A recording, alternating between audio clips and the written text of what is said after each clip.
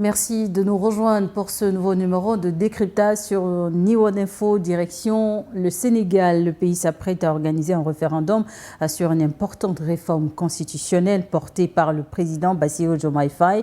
Le texte prévoit notamment un rééquilibrage des pouvoirs entre le président et le Premier ministre, un renforcement du Parlement et la création d'une Cour constitutionnelle présentée comme une étape majeure de la refondation institutionnelle promise par le PASTEF. Cette réforme suscite un vif débat au sein de la classe politique sénégalaise et on en parle avec vous. Mamadou Diouf, bonsoir et bienvenue. Merci, bonsoir Charlotte. Déjà, pourquoi les autorités sénégalaises estiment-elles qu'il est nécessaire de reviser la Constitution aujourd'hui? En fait, pour dire les choses comme elles sont, depuis le pouvoir du président Abdoulaye Wade, de façon générale, les intellectuels, les politiques, la société civile sénégalaise avaient exigé que l'on revoie la Constitution du Sénégal. Et sur plusieurs aspects, pas seulement la Constitution, il y a des aspects juridiques également qui sont concernés. Et principalement, à la limite, il y avait un accord sur le fait qu'il y avait trop de pouvoir au niveau du président de la République. On parlait de présidentialisme. Il fallait rééquilibrer un peu les pouvoirs. Et je vous dis qu'un travail admirable a été fait par ce qu'on a appelé au Sénégal les assises nationales. Et ce qui est intéressant ici, c'est que les assises nationales n'étaient pas le fait du pouvoir. Les assises ont eu lieu sous le pouvoir d'Abdoulaye Wade. Abdoulaye Wade était contre les assises nationales. C'est les Sénégalais eux-mêmes qui ont cotisé 500, 10 000, les Sénégalais de l'étranger, et les assises nationales, il n'y a jamais eu au Sénégal jusqu'à ce jour des assises qui ont été aussi inclusives. Puisque les chauffeurs de taxi, les jeunes, les Sénégalais de la diaspora, tout le monde pouvait participer à ces assises nationales. Et ces assises ont abouti à des conclusions. Ces conclusions, de façon générale, c'est ce qu'on repropose, parce que quand Macky a fait la Commission nationale de réforme des institutions, on est retourné pratiquement sur les conclusions. Le pacte de bonne gouvernance qu'on demande actuellement de signer aux candidats, que le candidat Diomaye Faye a signé, c'est exactement le même fond. Donc, il n'y a rien de nouveau en la matière. Mais aujourd'hui, cette réforme est présentée comme l'une des grandes promesses du PASTEF. Mais en quoi s'inscrit-elle dans le projet de rupture porté lors de la campagne présidentielle de 2024? Il est vrai que ça fait partie des promesses de PASTEF, mais je tenais à faire cet historique pour qu'on sache que la demande sénégalaise de révision constitutionnelle, la demande sénégalaise de rupture par rapport à un certain nombre de choses date d'Abdoulaye Wade. Macky Sall est venu passer dessus. Avec le PASTEF, on n'a pas tout ce que les gens ont demandé. Lors des assises de la justice, les gens ont réclamé qu'il y ait un juge des libertés. Parce qu'on arrête trop facilement aujourd'hui les Sénégalais. Avec le système actuel, le procureur peut te mettre en prison, il suffit que le ministre le lui demande, il le fera. Il sait quel article toucher et s'il le touche, il n'y a rien à faire, tu passeras la nuit en prison. Je prends un exemple, l'article 80, qu'on a toujours considéré comme un fourre-tout qui permet d'emprisonner tout le monde. Wade a été le premier à le combattre. Il a dit s'il arrive au pouvoir, il enlève, il n'a pas enlevé. Macky l'a combattu contre Wade. S'il arrive au pouvoir, il enlève, il n'a pas enlevé. Pastef l'a combattu. Lors des assises de la justice, le président avait dit tout ce sur quoi il y aura consensus, on le fera passer. C'est le Pastef qui s'est opposé. Donc pour dire qu'on est dans de la politique avec les hommes politiques, comme dit quelqu'un, c'est les hommes politiques peut-être qui sont responsables des malheurs de l'Afrique aujourd'hui. Mais quand on est dans l'opposition et quand on est dans le pouvoir, les attitudes ne sont pas les mêmes. Maintenant, il faut souligner que ces réformes sont importantes. Les députés ont le droit, d'un point de vue légal, de proposer. Justement, qu'est-ce qui va changer concrètement? Il y a beaucoup de choses qui vont changer avec ces réformes. Je parlais tout à l'heure de présidentialisme. Ouais. On a considéré qu'il y a trop de pouvoir entre les mains du président de la République. Il fallait les réduire en remettant une partie des pouvoirs au Premier ministre. Une partie, renforcer un peu également le pouvoir de l'Assemblée. Rappelez-vous que Bassirou Diomaye Faye disait lui-même qu'il veut un Premier ministre fort, en reconnaissant qu'il y avait trop de pouvoir concentré entre les mains du président de la République. Donc, il y aurait eu un renforcement des pouvoirs du Premier ministre avec la réforme. Il y aurait eu également la création de la Cour constitutionnelle, qui est extrêmement importante, puisqu'on a vu l'entrée de Ousmane Sonko à l'Assemblée, sa position comme président de l'Assemblée qui a fait du bruit. Les juristes disent que ça ne devait pas se faire. Quand on a amené au Conseil constitutionnel pour avoir une réponse, le Conseil a dit qu'il n'était pas compétent. Et c'est pourquoi on va créer une cour qui va avoir toutes les compétences qu'il faut pour qu'on ne soit plus en face d'un Conseil constitutionnel qui, en face des problèmes, dit tout simplement « je suis incompétent.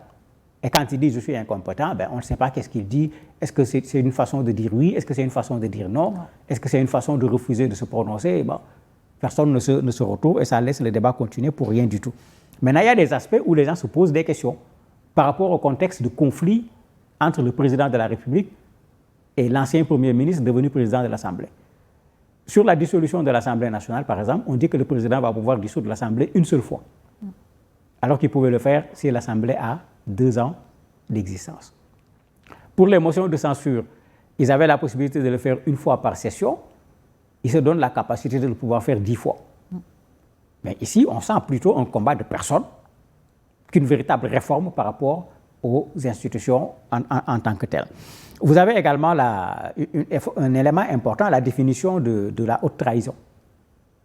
Puisque le PASTEF a dit qu'il faut poursuivre Macky Sall, etc. Les juristes leur ont toujours répondu en leur disant on ne sait pas sur quelle base vous allez le poursuivre. Parce qu'il est vrai qu'on a écrit haute trahison dans nos textes, mais nulle part on a défini la haute trahison. Donc si vous voulez le poursuivre, vous allez le poursuivre sur quelle base? Il y a la question de la déclaration de patrimoine que les Sénégalais réclament depuis fort longtemps parce que, curieusement, on déclare le patrimoine quand on rentre dans le gouvernement ou quand on est un haut responsable qui gère un budget qui touche à peu près à 1 milliard, mais à la sortie de ses fonctions, on ne fait pas de déclaration. Mais la déclaration initiale, elle sert à quoi? Quand on fait une déclaration à l'entrée et qu'on ne fait pas une déclaration à la sortie. Voilà. Donc ça, par exemple, c'est réclamé par les Sénégalais depuis longtemps et plus même les Sénégalais demandent à ce que ça soit publié. Bon, sur ce plan, eux, ils se sont surtout concentrés sur le président de la République. Mais le président de la République, non, il faut le faire pour toutes les personnes concernées et en plus, il faut publier. Parce que lui, il avait publié sa déclaration. Il y a un autre élément qui fait l'objet de débat au Sénégal depuis fort longtemps également, depuis Abdou Diouf. Le président de la République, est-ce qu'il doit être en même temps président d'un parti politique? Dans les propositions de PASTEF, il avait été proposé qu'il soit séparé. Rappelez-vous que Bassirou Diomaye Faye a démissionné du PASTEF dont il était le secrétaire général pour devenir un membre simple. Mais cette fois-ci, la présidence de la République dit on revient sur ce qu'on avait dit parce qu'à l'analyse, qu'on soit président de parti ou pas, le président de la République, s'il est dans un parti, il était le premier responsable du parti. Même s'il démissionne symboliquement, il garde toute son influence sur le parti. Donc la démission ne règle pas totalement le problème. Mais ça, c'est l'avis du président et de son camp. Mais au Sénégal, de façon générale, l'avis des gens, c'est la séparation pour qu'on ne soit pas dans une situation de parti-État, parce que tout le monde sait ce que les partis-États ont fait du continent africain. Un point également qui a attiré beaucoup d'attention, c'est la réforme qui prévoit aussi une séparation plus nette entre la fonction présidentielle et les activités partisanes. Mais pourquoi cette mesure est jugée importante pour, on va dire, la démocratie sénégalaise? Mais elle est importante parce que ce qui pollue l'Afrique aujourd'hui le plus, après la corruption, c'est le clientélisme politique. Et ce clientélisme politique trouve sa source dans cela. Parce que quand le président de la République est en même temps le responsable du parti. Un cumul de postes? Pas seulement, c'est même pas un cumul de postes. Quand il est responsable du parti en tant que président de la République, il n'a aucun travail à faire pour le parti. Donc ce n'est pas qu'il va faire beaucoup de boulot là-bas, non. Mais c'est qu'il a sa caisse noire. Il a les moyens financiers de l'État qu'il va utiliser pour pouvoir faire du clientélisme politique. Regardez dans tous nos pays, quand un parti arrive au pouvoir, il arrive avec quel niveau, avec quels moyens. Et quand il est au pouvoir, regardez la transformation du parti. Regardez le siège qu'il va construire, regardez les voitures qu'ils vont conduire. Regardez comment les membres du parti vont montrer que nous sommes au pouvoir. Mais c'est parce que quand le président arrive, au lieu d'être le président de tous les citoyens du pays, il devient un peu comme le président de ses partisans. Et ça pose un problème. Énorme même. Parce que si on veut que nos pays avancent, quand on nomme au poste, il faut nommer celui qui est le plus méritant. Pas celui qui est le plus proche de toi sur le plan politique. Et ça pose tous ces problèmes à la fois. C'est pourquoi l'État, c'est l'État. L'administration, c'est l'administration. Vous voyez même des gens qui disent qu'il faut dépolitiser l'administration. Mais que les gens aillent faire la politique quand il faut faire la politique, c'est tout à fait normal dans une démocratie. Mais quand il s'agit de s'occuper de l'État, de s'occuper de l'affaire des citoyens de façon générale, mais qu'on le fasse sans distinguo. Malheureusement, souvent, le parti au pouvoir, mélange tout, voire même si tu n'es pas dans le parti au pouvoir, même dans l'administration, quand tu es compétent, tu n'as pas de promotion. Et en ce moment, quand le parti doit faire campagne, toute l'administration s'arrête pour aller faire campagne avec le parti qui est au pouvoir. Mais le Sénégal a vécu toutes ces choses. C'est pourquoi, depuis fort longtemps, les Sénégalais se sont toujours battus pour cette séparation. Le PASTEF est en train de respecter sa parole. D'autres l'avaient dit avant, mais arrivé au pouvoir, ils ne l'ont pas fait. Macky avait signé les assises nationales. Arrivé au pouvoir, il est resté le responsable de son parti, alors que dans les assises nationales, il était clair qu'il avait été demandé que quand le président de la République est élu, il ne doit plus être le responsable de son parti. Les partisans du projet, eux, parlent d'une modernisation des institutions, tandis que les opposants craignent un déséquilibre du pouvoir. Qu'en pensez-vous? Il faut dire clairement qu'on est en train de rater une occasion extraordinaire pour consolider et pour renforcer la démocratie du Sénégal. Parce que sur les éléments proposés, il faut reconnaître qu'il y a des éléments extrêmement importants pour la consolidation de la démocratie au Sénégal. Malheureusement, le contexte de conflit entre le président de la République et le président de l'Assemblée nationale a pollué cela. Parce que c'est ça la vérité.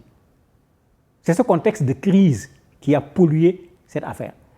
Imaginez, on a un avant-projet qui vient du président de la République, qui veut réformer la Constitution.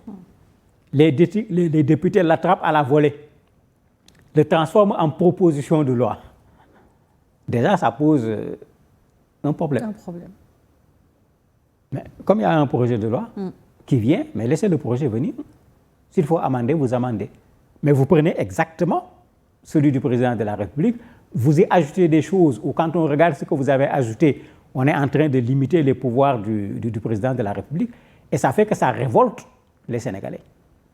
Mais qu'on fasse attention, dans le fond, comme je l'ai dit, depuis les assises nationales, les assises de la justice, la Commission nationale de réforme des institutions, ce qu'on veut faire est demandé par les Sénégalais. En ce moment, le PASTEF, en tant que parti, n'existait même pas. Il faut qu'on soit très clair sur cette affaire-là, parce que le débat politique au Sénégal n'a pas commencé aujourd'hui. Mais malheureusement... Cependant, la situation politique actuelle porte... sinon, deux hommes portent l'image de la situation politique actuelle au Sénégal, Ousmane Sonko et le président Bassirou Diomaye Faye. C'est pour ça qu'on se pose la question, est-ce que ce référendum peut-il être considéré comme un test politique pour les deux hommes politiques? Mais il le sera. Et dangereusement pour tous les deux. Quels peuvent être les scénarios? On ne peut pas... Dans le cas où le oui l'emportait ou le non? Il y a déjà une chose qui est là, qui sera l'objet d'un conflit, déjà avant d'arriver au niveau du référendum. Le président a dit clairement, à travers le ministre de la Justice qui le représentait à l'Assemblée, qu'on va au référendum. L'Assemblée a passé outre et a voté, sans tenir compte de ce que le président a dit. Même les amendements proposés par le président ont été écartés par les députés. À la fin, le président de l'Assemblée, Ousmane Sonko, a dit qu'il va demander au président de la République de signer tout simplement, parce que c'est comme ça qu'il faut le dire clairement, alors que le président n'est pas obligé de signer, puisqu'il est le seul à avoir le droit de dire on va faire valider cette réforme par l'Assemblée ou on va faire valider cette réforme par référendum. Il l'a fait. Maintenant, il y a quelque chose dedans qui pose problème pour les Sénégalais. Le président a écrit une lettre au président de l'Assemblée depuis le 19 juin pour lui dire qu'on va passer par référendum. Les députés ont toujours demandé, puisqu'ils ne doivent pas se réunir sans avoir envoyé une note au président qui donne son avis, on a toujours réclamé l'avis, on n'a pas vu. Les réformes, on a toujours demandé le texte a été caché pendant fort longtemps avant que les gens ne voient le texte. C'est pourquoi j'ai dit, c'est ce contexte qui a pollué cette affaire-là, alors que d'habitude au Sénégal, quand il y avait des réformes, c'était ouvert. Même le président a fait une erreur, il n'a consulté que le PASTEF dans cette réforme-là. Il aurait dû consulter l'opposition, la société civile, les forces vives du Sénégal de façon générale, parce qu'on est en train de toucher à des éléments importants dans la Constitution. 29 réformes dans la Constitution, mais ça mérite bien un référendum, mais surtout avant le référendum, qu'on se rappelle ce que le général de Gaulle avait dit. Il faut toucher à la Constitution avec une main qui tremble. Parce que comme on le dit, la Constitution, c'est la norme des normes. Ce n'est pas un cahier de brouillon où on vient, on barre, on enlève, mais surtout, on est fatigué en Afrique d'une chose qui est inadmissible. Quand vous regardez ce qui se passe de plus en plus, quand chacun arrive, à la limite, il crée sa constitution. Le résultat, c'est que quand un autre arrive, il va créer également sa constitution. C'est pourquoi une réforme constitutionnelle, si on veut qu'elle soit durable, il faut le faire dans la transparence, il faut le faire dans le consensus. Quand on le fait dans la division, dès qu'il y a changement de pouvoir, il y aura également changement de constitution et ça suffit quand même. Et la question, si le oui l'emporte lors du référendum, à quoi pourrait ressembler le fonctionnement des institutions sénégalaises dans les prochaines années? Mais ça, c'est le jeu risqué dans lequel vont se retrouver aussi bien le président de la République et le président du Parlement. Que le président du Parlement, Ousmane Sonko. A priori, quand on prend les dernières élections comme référence, le premier parti au Sénégal, c'est le PASTEF. Le président de la République, en tant qu'individu qui est aujourd'hui un peu à l'écart, je n'ai pas dit en dehors, à l'écart par rapport au PASTEF, n'est pas encore allé au-devant des électeurs sénégalais pour qu'on sache il pèse quoi. Maintenant, faisons attention. Est-ce que PASTEF pèse le même poids qu'il pesait à l'élection présidentielle qu'aujourd'hui? Ça aussi, il faut dire qu'il y a un espace. Soit ils ont augmenté le nombre de membres de sympathisants, soit le nombre a diminué. Maintenant, le résultat du référendum mettra en pôle position l'un ou l'autre.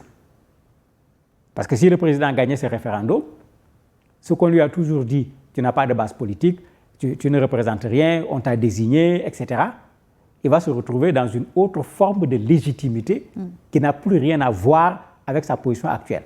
D'ailleurs, il a la légitimité, il a la légalité, parce qu'il faut le dire clairement, ça c'est un discours politique. Mais si au contraire, Ousmane Sonko demande aux gens de voter non, par exemple, parce qu'on ne sait pas qu'est-ce qu'il va dire, il va dire de voter non ou de voter oui, puisque eux aussi, l'Assemblée a proposé une réforme, le président a proposé une réforme. Donc, sur le fond, tous sont d'accord pour la réforme. Qui va demander qu'on vote non? C'est déjà la question qu'il faut se poser. Maintenant, s'il demande qu'on vote non, si le non l'emporte, il est vrai que le président de la République va se maintenant retrouver dans une posture qui sera très certainement très inconfortable. Bon, on ne manquera même pas de lui demander certainement de démissionner en lui disant « tu as essayé, ça n'a pas marché, il faut démissionner ». Mais bon, la démission n'a aucun caractère obligatoire quand on a organisé un référendum. En clair, pour répondre donc au sujet de cette émission, au Sénégal, on va vers un référendum. On va vers un référendum, mais tous les pouvoirs sont entre les mains du président parce qu'aucun texte ne dit dans 2 mois, dans 4 mois. Est-ce que le référendum se fera rapidement? Est-ce que le référendum se fera après la dissolution de l'Assemblée? Parce qu'on a tout un ensemble de problèmes devant nous. Est-ce que le référendum sera couplé avec les élections locales? Il y a beaucoup de points d'interrogation et le président n'a pas encore parlé. C'est pourquoi les Sénégalais lui demandent de parler pour qu'on sache dans quelle direction on va aller. Merci. Mamadou Diouf, merci à vous également de nous avoir suivis.